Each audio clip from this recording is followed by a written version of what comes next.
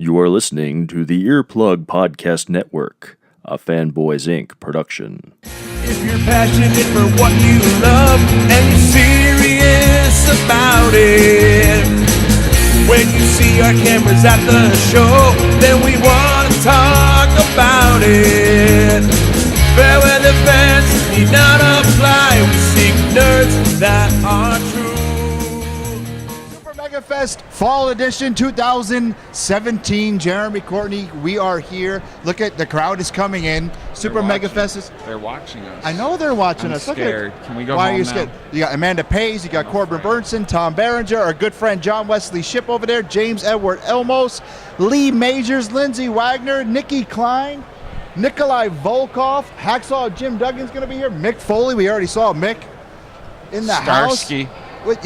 Paul Michael Glazer, Starsky himself, Linda Jason. Blair, Jason Voorhees. I'm going to tell him you said bad things about his acting. I didn't say and everything. anything bad about his acting. I said bad acting from the people that were surrounding him. No, His no, supporting that's cast. not what you said. You His said supporting bad cast. Hello, acting. sir. You said bad Supporting acting. cast was bad Oh, acting. supporting cast is bad acting. Yeah, Who else do we supporting got? cast. Paul Souls, the voice of Spider-Man from the Yes. 66 cartoon. Yeah. Walloping 66. web snappers. Was it way back then? Yeah, 66, So 67. You were what, like 40 then? No, I was not like 40 then. It's interesting. Yeah, it's very interesting. So what are you most excited for right What- here today at Supermega Kevin Fest? Eastman. Kevin Eastman's also I'm in the house. hoping the man no, will he's talk not gonna, with us. He's not going to. He's not going to talk to us. gonna try We to you work got my charm Axe on and him. Smash and Yeah, Demolition. Demolition. I don't want to have We're Demolition on the show. The last time Demolition. that Demolition was on the show, they choked me out, if you remember For right. good reason. I mean, No, it wasn't a good reason. They just remembered me. No, Anyway, they we got a don't bunch like of you. cosplayers That's we're why going to they talk to. We're going to talk to some indie look, artists. The Shredder. There's Shredder right there. My We got some God. indie artists we're going to talk to. Doctor Who, Hey, Harley Snapperhead, pay Quinn. attention.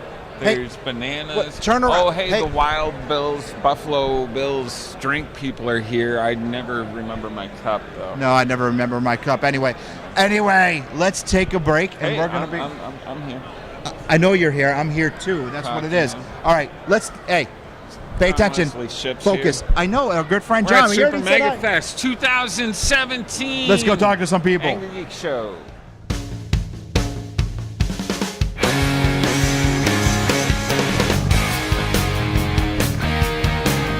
Eric, if the light is red, it means the camera All is right, on. hey, welcome to Super Mega Fest 2017 here in wonderful Marlborough, Massachusetts. We are here with Eric Iweiler, world famous I'm gonna knock your author stuff down. of the Intercept trilogy. Intercept trilogy. Why is it a trilogy? I'm the host, you're the Oh, sorry.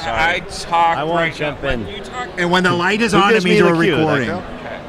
What's Go ahead, your turn. What? Your turn. I have nothing to say. Continue. All right, Anyway, anyways, this guy Eric- got a trilogy of books right here. What's the books about, Eric? Hold Well- on. What?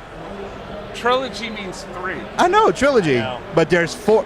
Dude, you can't count. Well, the third one is Isn't that like only a in T-shirt. trilogy? It's only in T-shirt form so far. I haven't written Well, it. then why do you call it trilogy? It's gonna be a trilogy. Right now, it's a duology. You speak Jeremy. Duology? Duology. Duology? There's 2. I thought that would be 2. Yeah, duology. It's a duo. Anyway, what's the duo about? Quadrilogy? right, so- Quadrilogy? Aliens approach humans not to attack, but to enlist humans into an intergalactic coalition to fight off a massive alien empire that's invading the Starfighter. galaxy. The Last Starfighter. Did they play video games? I do. Yeah. No, the book. Oh, no, they're not. How could a book play a video game? No. That was a dumb question. I know it was, and he answered it. That's amazing. Back anyway, to the book. Who's back the to main book. character? Well, it's told through 8 main characters, so 8, it's that's a lot It of jumps people. around. It is a lot, but they're thick It's like books. Game of Thrones stuff. I know. That's It's like Game of Thrones, that's a kind of. tough It's one. Game of Thrones with Game of Thrones with sci-fi and mixed with Halo. Really? So like there's houses and power struggle and There's houses, but they're on spaceships. They're not houses. They're Is like that- if just a house, rooms. yeah, I was about to say if a house moves, is that house? What's that? The Howling House, the anime, right? I don't know. Well, let's talk about Eric's book. Oh, yeah, I'm sorry. Back We to get Eric's sidetracked book. quite often. The Intercept trilogy. Hey, do you collect Duo, anything? 2. No, there's 4. He collects his own books. There's a whole collection of them here. I collect pennies and quarters. They're in Okay, a- nothing anyway. on that. I know. Tell us more about the book. How did you come up with the book? What made you want to write this book? How did they come All about? right, so I love Halo. I've always loved Halo, and I consider it Not to be the into greatest story ever told. I think Oh, about wow. space constantly, so I come up with all these ideas about space, and my goal is to make the greatest story ever told and beat Halo out at it. So this is like right on par with the Bible you're telling us. It's like the Bible of sci-fi. Because that's what I see on Isn't that TV all the Scientology? time. They're No, like, there "This is a religion in that book. Oh, really? It's I called the love that Destineer religion, and it's a human faction that thinks that the alien invading armies are not enemies, but gods coming to allow them to reach salvation. So you got the aliens attacking the humans, and you got other humans rebelling and attacking humans. It's a war on multiple fronts, and there's a lot of betrayal and stuff. If somebody wanted to buy your book, yeah. do they go to Amazon, or do they go to you, or do they go to... They can go to Amazon.com or EricArweiler.com. I don't know why. Watch. It's going to go. We got movie magic. It's Movie right there. there. You don't see it, but it's really right there. So is this your first con? This is the first time we saw you at a con. No, it doesn't work for you. You don't do it! God, it doesn't work for you. No, you don't have the magic fingers. All This is the right. first con you've been to? You are. Your first con. You're on the Angrygeeks show. You can buy the book here at a con. Now, of course, you got to read them in order, right? Oh, what's number you one? have to do that. All Book right. one. You got to read these in order. The but Frontier. These two are standalone. You can read those by themselves. Why Oh. stand alone and not part of the normal Are they story? in the same universe? Just because I have so many ideas, and some of them are standalone stories, and some of them are trilogy stories. How long did it take you to sell the idea to a publisher and get published? Well, I self-published, so I only sold the idea to myself. All right, so you got a Kickstarter or anything like that? No, I mean I do all the work myself. You don't do So Kickstarter? no, Eric, if you you take use your own money to make this stuff? That's the way you do it, people. Use your own money. That's the dumb way. Can you teach me a better way? I'm all Yeah, ears. Kickstarter, man.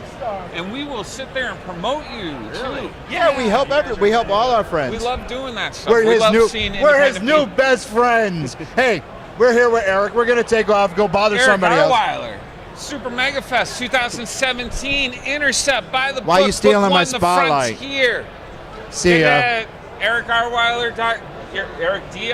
Arweiler. Don't matter. Get it at that place that we showed earlier. See ya.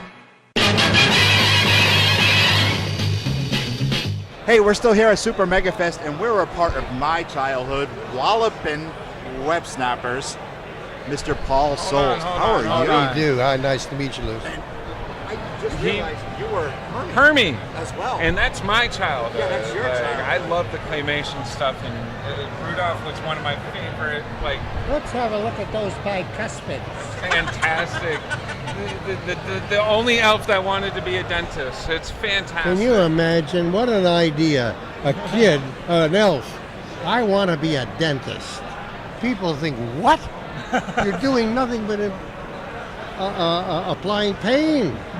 On the other hand, it took me a long while to realize this. A dentist helps you relieve pain. Oh, yes. I've had a terrible history with teeth, so anybody who could give me any relief, I'm happy to be with. So you got to look at your dentist differently. Understand? Now, you were telling me a story before we started rolling about Wallopin' Web Snappers. Only that Wallopin' Web Snappers, without a G, was never in the comic books. It was created for the cartoons, the voice tracks for the cartoons of the 60s.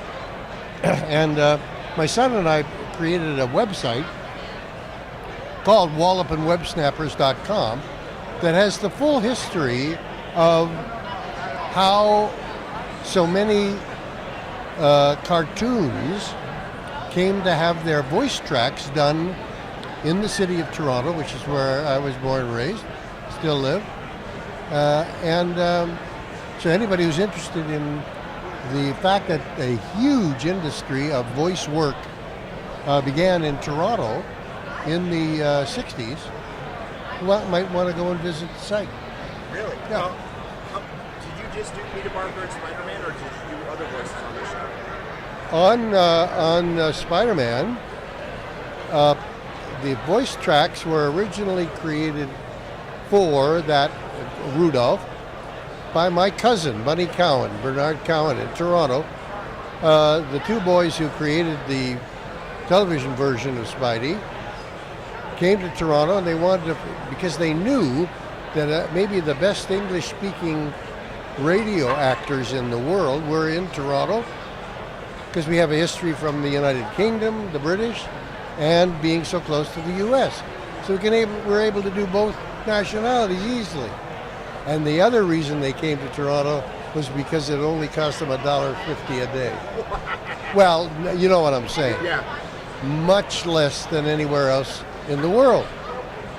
So this website tells all that whole story. Really? Now, did you know much about Spider-Man before you started? No. Really? No, because it was done the same year, 64 plus, and even Stan Lee and the people at Marvel, I don't think thought Spidey was going to have the legs that it turned out to have. Oh, it was my childhood. So when we did it, we didn't think, oh, well, this is going to go on forever. We thought a year or two, and that'll be it. So it was like we all of us in that company that did the voices, the acting company, had day jobs, and this was a nice piece of change and fun. Nice. That's all. What was your favorite episode?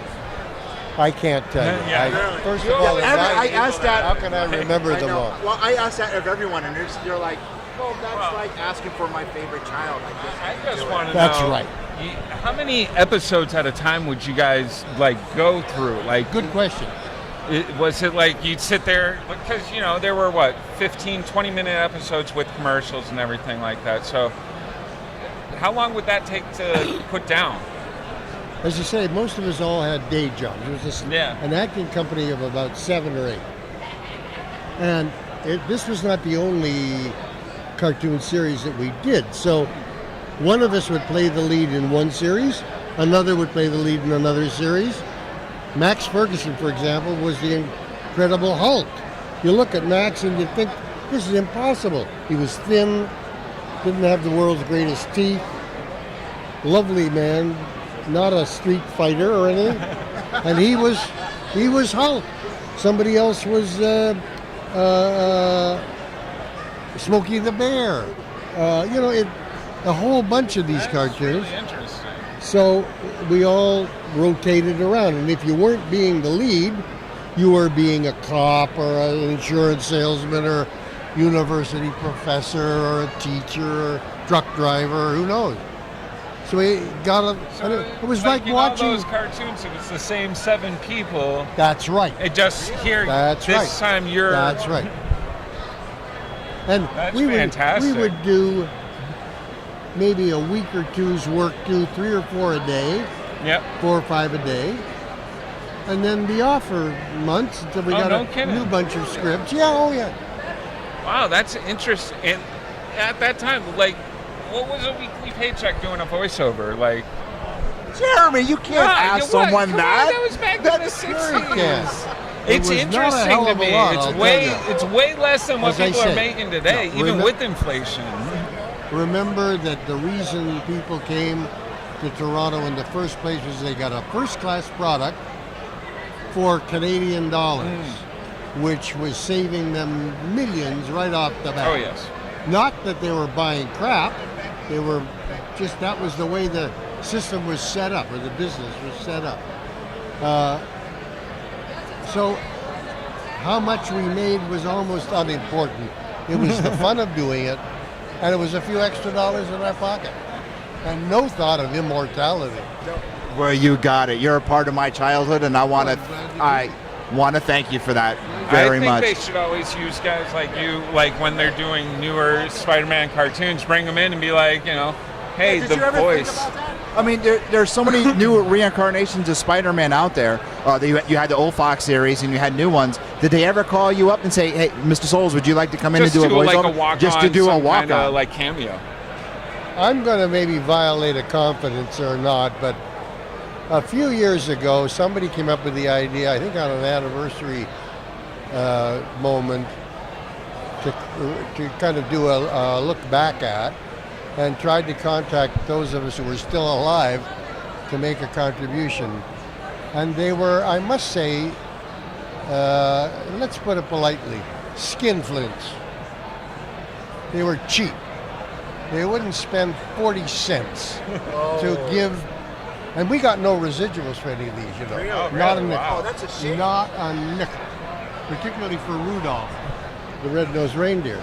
And the middle-aged lady who played Rudolph, had the best little boy's voice in the world, Billy Mae Richards. She finally got a couple of $100 out of Golden Books, I think, way back in the 90s as a kind of residual, but that was the only residual money we ever got. That's a shame. We should have a call to arms for this. I mean, you should be getting something. Well, maybe we weren't good enough businessmen. The only person who made any money out of Rudolph were the two producers and Burl Ives. He negotiated a deal at the beginning, but they needed a big name, world-known name lead actor for it, so they got Burl, and they had to pay him, of course. The rest of us got Canadian scale, which wasn't very much. That's a shame. That's the Angrygeeks disapproved moment of the week right there.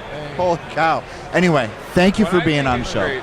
Well, yes, thank you for being on. But one of you guys was just showing us. You guys actually, even though you're doing voiceover, you're actually acting out what's going on. I'm going to hold that up for the camera. That's amazing. That's always fantastic stuff. I love that. Well, thank you for being on the Angrygeeks show. Much. Thank you for showing up here. And thank you for being part of my childhood. 2017 Supermega Fest.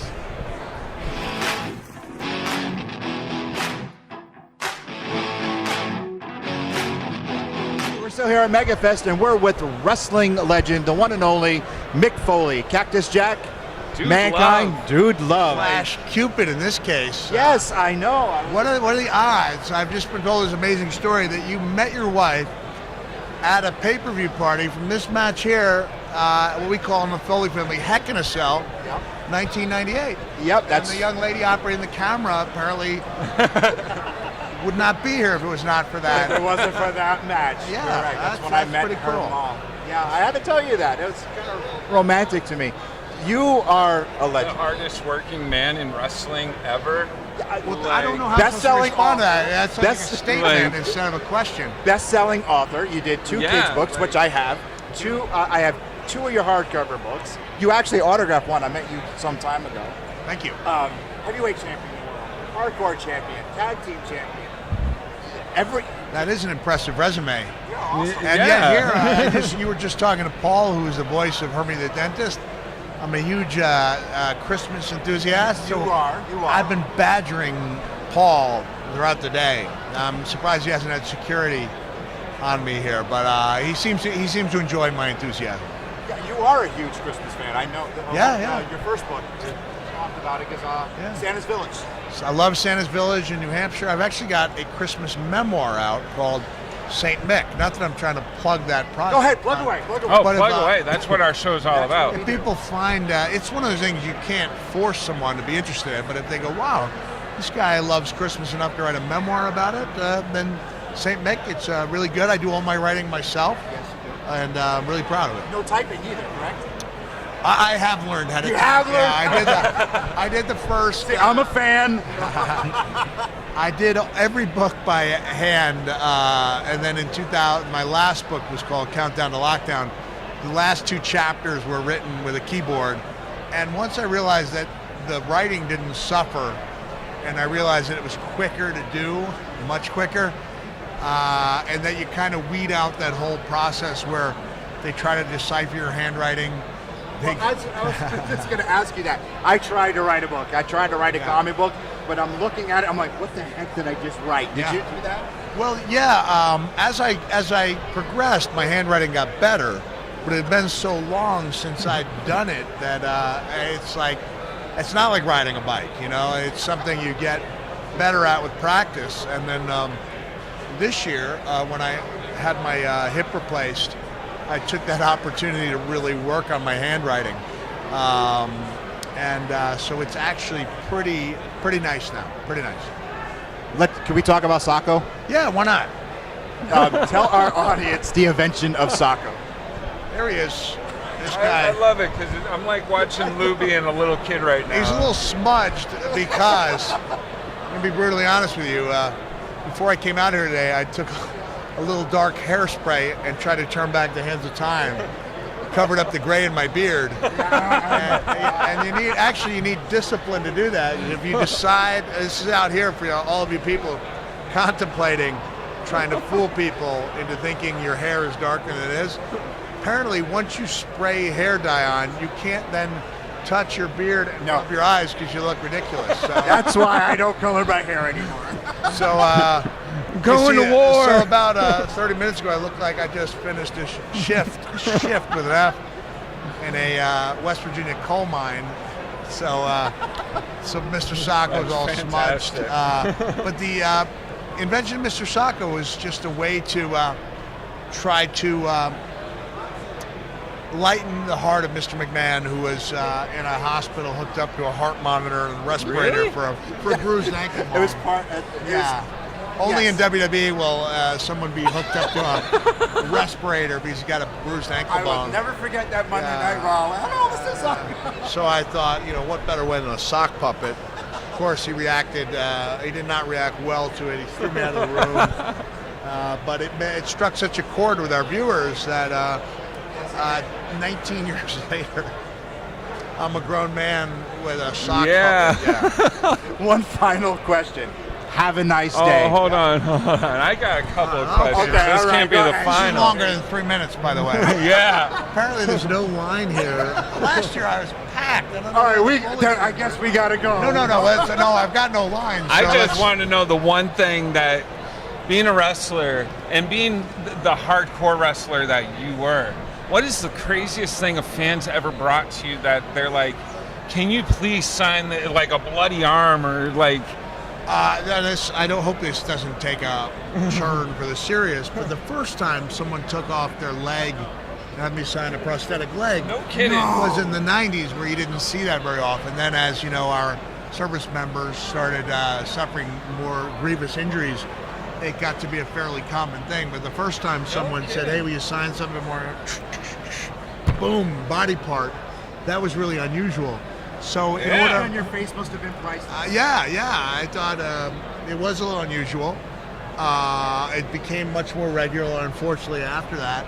But so I'm going to go with a different answer. I'll go with the two-man kayak. What?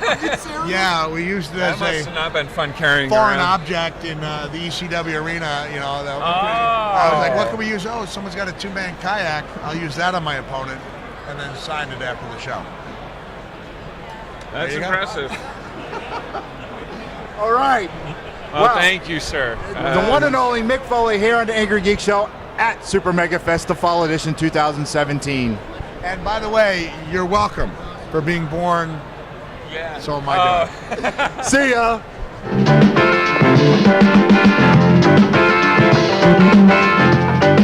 Hey, Jeremy is off running around Supermega Fest, but I'm here with Steve. Steve and the screen-used #1 car from Starsky and Hutch. Steve, how did you come about this car? What's the history on it? All right, this particular car is one VIN number off from my car. My buddy owns this one. I own the sister to it. Really? So there's this. This is one of only 3 existing cars left from the TV series. No, this was actually on screen. This is a screen used. It was considered the camera car. Yep.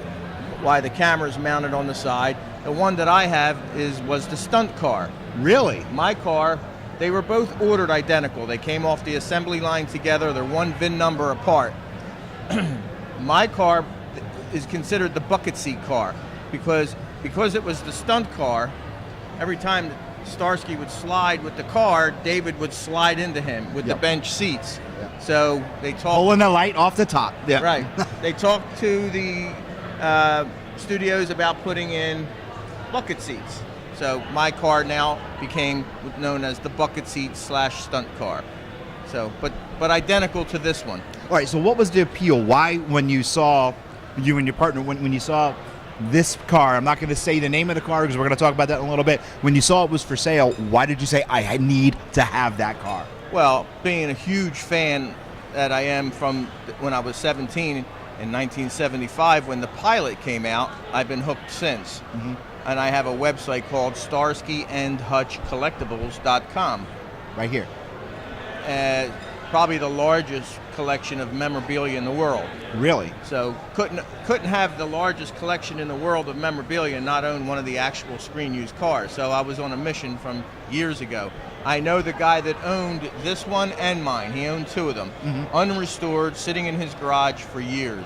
How does people go about doing that when they have a piece of Americana? This is one of the most recognizable cars in the world, besides the General Lee and the Batmobile. This is it. Now, Right. not many people know this, and I know you have to, but not many people out there. There's other people that do our stuff. They don't know the real name of this car. Do you want to say it or shall I? Well, they call it the Zebra 3. The Zebra 3. That's which was their call name with the police department. Not many people know that. Right. There was the Red Tomato. Right. But the striped tomato, yeah. Yeah, and other people go, oh, that's just the Starsky and Hutch car. That's what sets aside fake geeks to real geeks like me, the Zebra 3. This is awesome. You even got Starsky's sweater jacket. That's incredible. Sweater, we got their replica guns that they had, on the series. Now, has David Cole or Paul Michael Glaser actually seen the cars? I'm probably guessing yes. Yes. They've signed this car. It's been signed by both of them. Really? Same with mine. Mine's been driven numerous times by them in the recent years in some of the different cons that they've done. So even today, we have one outside, a replica. I've seen it. That Paul's going to be driving with people riding shotgun. That's going to be a dream come true for an awesome fan. Absolutely. How long did it take to restore this? And it's completely stock, correct? Yes, stock the way it came from the factory. It's not like the motor hasn't been enhanced. The motor was rebuilt, but rebuilt to the factory specs just to keep everything. Now this car really still has. It was the guy who restored it doesn't want to say that it was restored. He say he preserved it. Okay. So by preserving it, he didn't take out all the little dings and dents. It still has what he calls patina stuff left on this car. So the stripe is original from the series. It was never touched. Really? The red was redone. Okay, the seats are all still original. Tires, of course, were changed. The carpet's still original. No way. My car, I had to change the carpet. My interior is still the same. It's the same seats they sat in. So, how long was the restoration? How long was the period of putting the car back together? Well, I would say a couple years it took for him to put this back together. He had to take the frame off of it and redo it because the car. What happened was the guy that I bought that owned two of them, he wanted me to buy both of them. I just couldn't swing two of them. So I bought the one that I had. Should have called me. The bucket seat car. He ended up selling this. This went to England to a museum. Really? So it sat for 10 years, maybe not 10 years, 7 or 8 years in England in a museum. Then another museum in Miami bought that museum out. All the cars were shipped to Miami. So now it was sitting in Miami for several years at the Deezer Museum out there. It's okay. We don't pronounce names right on the show anyway, so it's okay. I think it's Deezer. Now, you also have other famous cars, am I correct? Yes. Well, I have all Torinos. I have one Starsky and Hutch car that's what's considered a limited edition. 1976, Ford put out 1,000 or so limited editions Gran Torinos. It came from the factory like this, red with the white stripe. Really? So I own one of them. That was also used in the movie back in 2013 with or 14 Ben Stiller, with Ben Stiller, Owen Wilson. And Owen Wilson, okay. Correct. So I own that one. Nice. I have like 6 Well, of I tell them. you what, I cried during that movie during the end at the cut scenes where they take the car and they go to do the candy cane and the door gets ripped right off. I'm like, oh my God. Yeah, that was one of my cars. I supplied That was your car? I supplied them with 3 cars for the movie. One I still own, 2 they bought. And one day, the owner of the cars contacted me, called me up. He goes, "Are you sitting down?" I said, "You messed my car up, didn't you?" Oh my He says, God. I didn't see it yet. It's not bad, but you seen what happened. Yeah, right at the end of the cut scene, they go to do the candy cane turn with the car and the door just gets ripped right off. I cringe. Well, the worst thing is they did that stunt correctly the first time when it went perfect. But the stunt driver thought, Corey Eubanks, thought... Corey? Yes. He thought he could do it better. And you see what happened. Oh my God. You know what? See if you can roll that clip really quick. Ouch. That I cringed when I saw that. I saw it in the movie in the theater because I'm a fan. And I stayed through the credits and I watched it. I was like, oh my God, that was just... Yeah.